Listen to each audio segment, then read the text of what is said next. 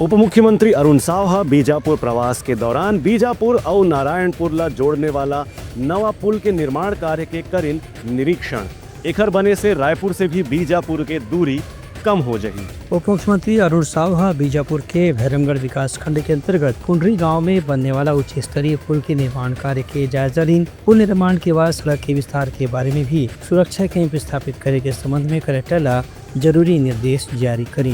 बीजापुर और नारायणपुर के जोड़ने वाला कुंडरी में निर्माणाधीन पुल सुरक्षा बल और पुलिस बल के आवागमन और परिवहन के लिहाज से काफी महत्वपूर्ण साबित हो सकत है।